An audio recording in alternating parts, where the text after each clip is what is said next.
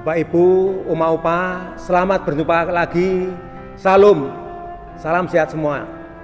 Kita berjumpa dalam persekutuan doa KUL GKI Cilacap.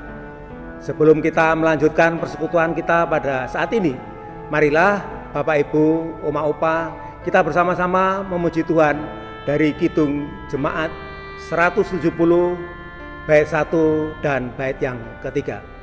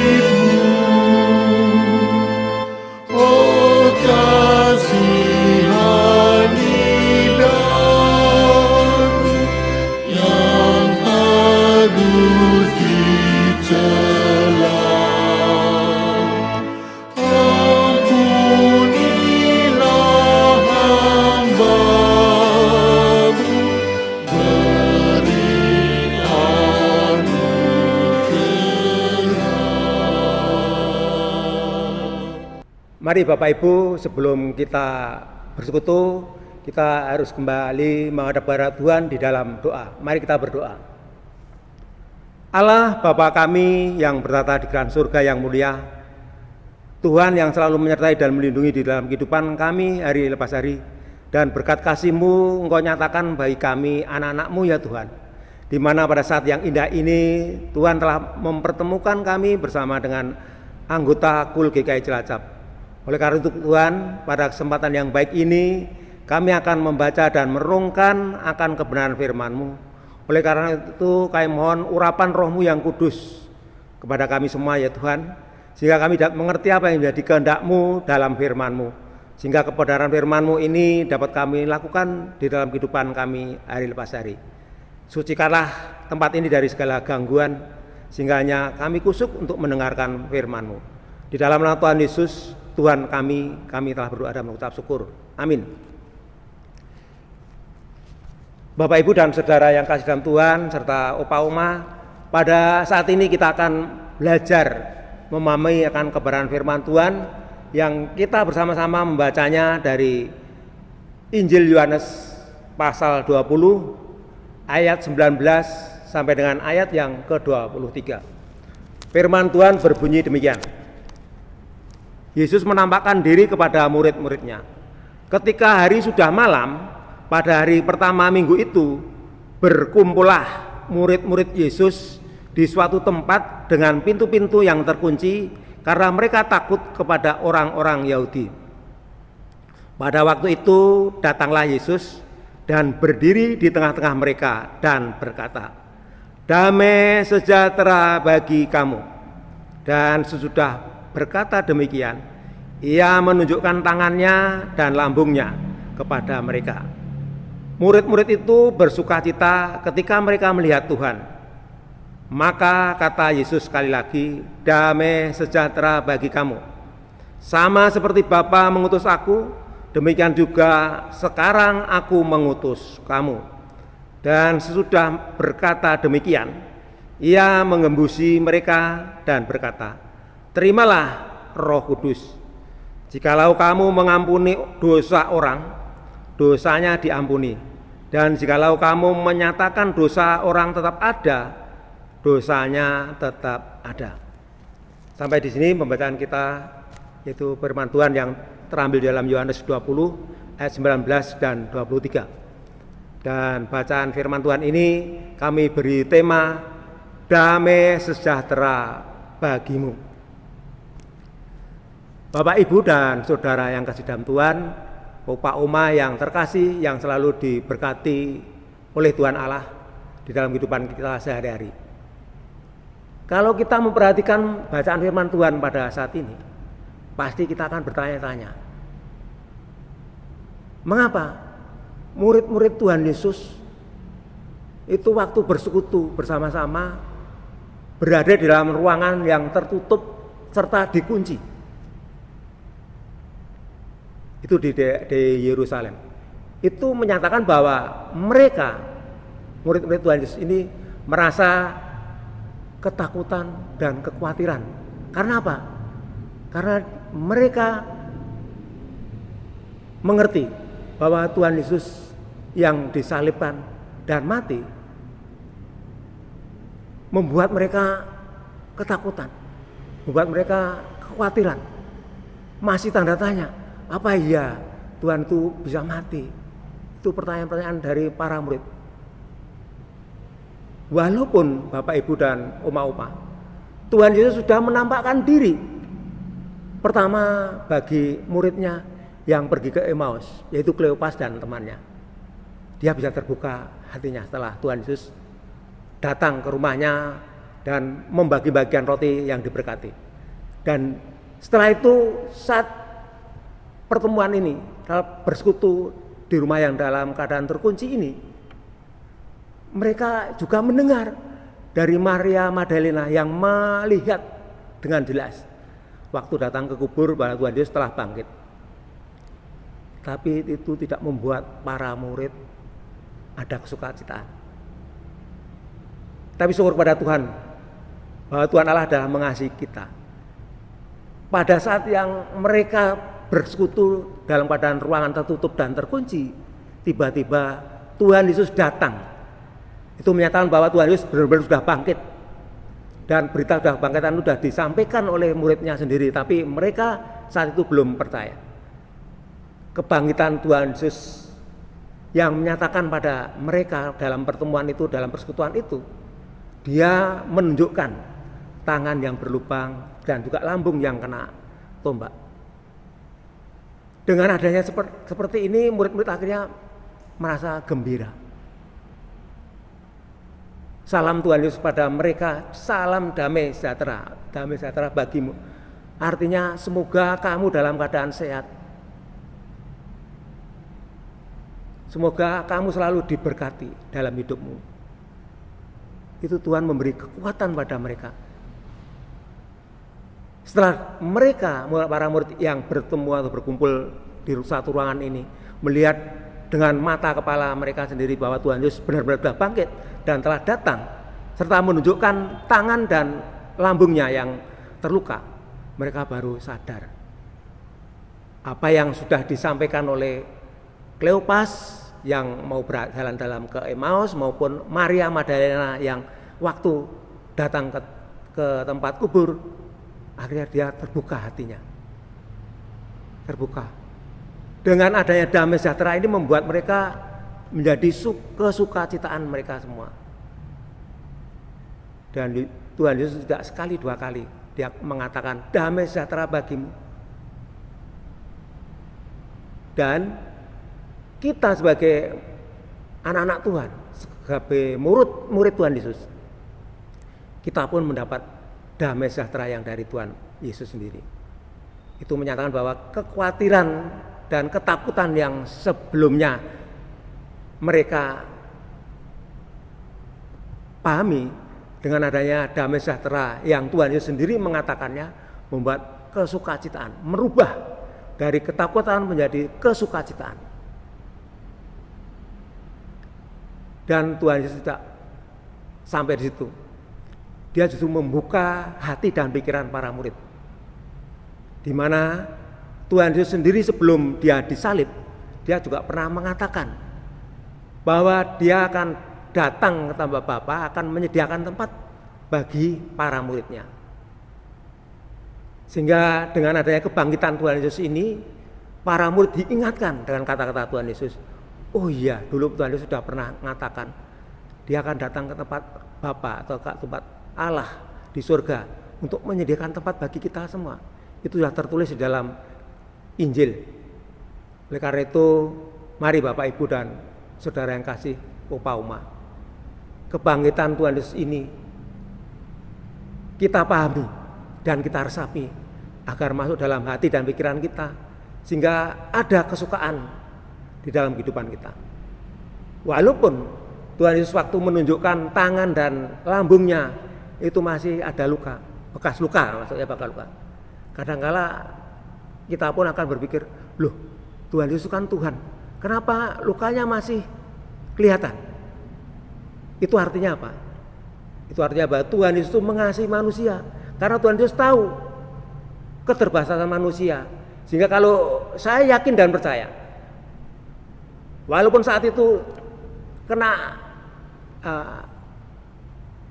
luka, pasti sembuh dengan sendirinya. Tapi Tuhan Yesus tidak melakukannya, karena dia untuk membuka hati para murid atau kita sekalian, bahwa dengan adanya luka baik di tangan maupun di lambung itu menunjukkan bahwa Tuhan Yesus mengasihi manusia, karena manusia ada keterbatasannya. Kalau Tuhan Yesus tahu-tahu datang dan memperlihatkan diri kondisinya tangan nggak terluka dan lambung tidak ada lukanya juga, pasti akan ada keraguan dari para murid saat itu. Itu menunjukkan Tuhan Yesus bahwa Tuhan juga mengalami sebagai manusia yang ada batasnya. Jadi manusia terbatas, otomatis ya kalau kita berpikiran secara emosi atau secara manusiawi, secara ilmiah, bahwa 3 hari memang luka nggak akan sembuh total. Itu menunjukkan biar para murid itu benar-benar tergugah, para murid itu bisa tahu bahwa kebangkitan Tuhan Yesus walaupun ditunjukkan tangan dan lambungnya dalam masih bekas luka, tapi itu artinya mengasihi kita. Dan Tuhan tidak sampai di situ, Tuhan justru memberi atau mengembusi Roh Kudus. Itu artinya mengingatkan kita semua bahwa penciptaan manusia itu sebelumnya juga dihembusi Tuhan Allah. Sehingga manusia Adam itu kan terbuat dari tanah liat, setelah dibentuk dihembusi sehingga memberi nyawa, bisa hidup. Sama dengan Tuhan Yesus waktu dia menyampaikan atau memperlihatkan pada para murid, dia juga mengembusi dengan Roh Kudus. Oleh karena itu, Bapak Ibu, Opa Oma, saudara sekalian yang terkasih dalam Tuhan, marilah kita sudah diembusi, kita sudah diberi Roh Kudus oleh Tuhan Yesus. Kita harus mampu untuk bersaksi, karena Tuhan Yesus juga menyatakan atau mengatakan bahwa setelah ini kamu harus menyampaikan kabar baik ini kepada semua orang, dilakukan dari Yerusalem sampai ke ujung dunia. Itu artinya bahwa kita yang saat ini itu menjadi murid Tuhan Yesus, kita pun harus bisa menyampaikan kabar gembira, karena kasih Allah yang begitu besar bagi dunia ini, sehingga dia mengampuni dosa-dosa manusia melalui diri Tuhan Yesus di kayu salib. Kalau kita sudah diampuni segala dosa kita, Tuhan Yesus juga mengatakan bahwa kita pun diberi kuasa untuk mengampuni orang yang bersalah bagi kita. Itu perintah Tuhan juga. Tadi kita baca juga bahwa kalau apa yang kita sampaikan, kita mengampuni orang, dosa orang itu tidak diampuni. Dan kalau kita mengatakan bahwa dosa itu tetap ada, artinya dosa itu masih ada.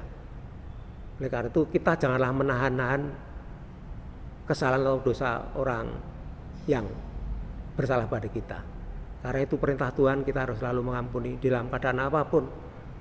Memang secara manusiawi kita kadang-kala masih berpikir, wah dia udah berapa kali membuat saya jengkel, membuat saya marah, masa saya harus mengampuni? Tapi bukan itu. Tuhan juga menyatakan bahwa pengampunan itu tidak ada batasnya. 70 kali 7 tak terbatas. Artinya jangan segan-segan, karena itu sudah perintah Tuhan Yesus sendiri setelah dia bangkit, supaya kita juga harus mengampuni orang yang bersalah pada kita, supaya dosa yang orang itu bisa terampuni kalau kita sudah mengampuni. Karena Tuhan Yesus sendiri sudah mengatakan. Oleh karena itu Bapak Ibu dan Saudara serta Opa Oma yang sudah lansia, kita sadar kadang-kala pemikiran kita itu terlalu simpel, terlalu nggak dalam. Akhirnya sedikit-sedikit kita marah. Memang itu sifat manusiawi. Kena kata-kata agak menyinggung sedikit, kita marah. Tapi jangan lupa, Tuhan Yesus saat ini memperingatkan kita harus bisa mengampuni orang yang bersalah pada kita. Oleh karena itu, Bapak Ibu dan Oma Opa yang usianya sudah lanjut, walaupun usia kita sudah lanjut, marilah kita belajar di dalam kehidupan kita sehari, hari lepas hari, dalam kita berserawung atau bersosialisasi, bermasyarakat. Marilah saling membangun satu dengan lain dan saling mengampuni, agar damai sejahtera itu bisa ada di dalam kehidupan kita bersama, baik bagi kita maupun bagi saudara-saudara yang ada di lingkungan kita. Kiranya firman Tuhan itu menguatkan kita sekalian. Kita jangan merasa khawatir atau merasa ketakutan karena kita sudah usia lanjut. Karena kita sudah diimbusi Roh Kudus oleh Tuhan Yesus. Berarti kita sudah diberi kuasa dengan Roh Kudus yang sudah ada di dalam diri kita, sehingga kita yakin dan mampu untuk melakukan di dalam kehidupan kita sehari, untuk mengampuni dan selalu bergandengan tangan dengan sesama kita. Kalau itu yang terjadi, pasti Tuhan Yesus akan kita muliakan, dan Tuhan Yesus akan senang melihat anak-anak atau murid-muridnya bisa melakukan, bisa mengampuni satu dengan yang lain, dan damai sejahtera bagimu, baik bagi kita maupun bagi saudara maupun tetangga kita, saudara kita yang ada di lingkungan masyarakat kita, itu terjadi. Sehingga damai sejahtera itu bisa memberi kebahagiaan, kesukacitaan di dalam kehidupannya, sehingga tidak merasa takut lagi, tidak merasa khawatir lagi. Kiranya firman Tuhan pada saat ini bisa menguatkan kita sebagai lansia yang bisa mengemban tugas dari Tuhan Yesus. Kita harus bisa membawa damai sejahtera bagi sesama. Kiranya Tuhan Yesus memberkati kita sekalian. Amin.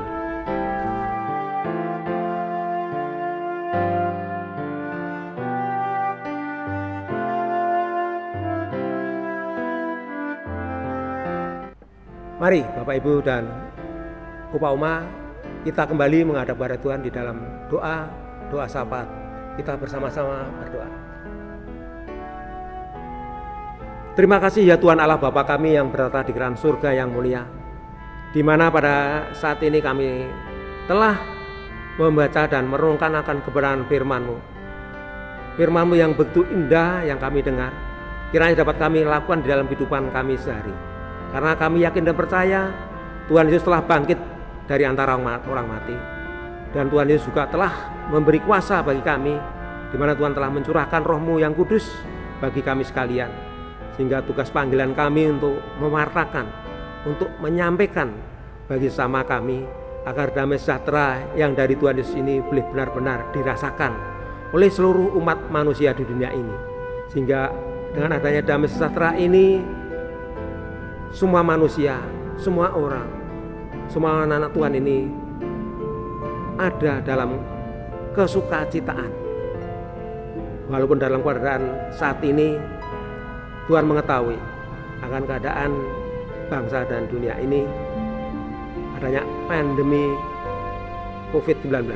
Tapi kami yakin dan percaya damai sejahtera yang dari Tuhan sendiri boleh menguatkan kami, boleh memberi semangat kami, agar kami selalu berserah dan selalu menyerahkan hidup kami hanya di tangan kuasa Tuhan sendiri. Terima kasih ya Tuhan.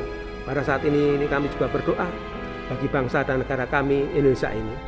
Kiranya Tuhan berkenan untuk menjamah baik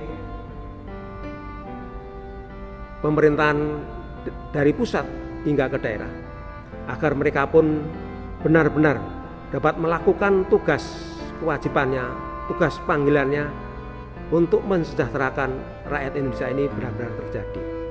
Hanya kepadamu ya Tuhan kami berserah sepenuhnya. Demikian juga untuk saat ini yang masih mengalami pandemi, sehingga kami juga mengalami tidak dapat bersekutu dengan bersama-sama di rumah-Mu, yaitu di gereja GKI Cilacap ini. Kiranya Tuhan berkenan untuk mengangkat segala penyakit terkhusus pandemi COVID-19 ini, sehingga pada saatnya nanti kami merindukan bersama-sama untuk bersekutu di rumah-Mu ini, yaitu khususnya untuk warga usia lanjut GKI Cilacap. Hanya kepadamu ya Tuhan kami berserah sepenuhnya.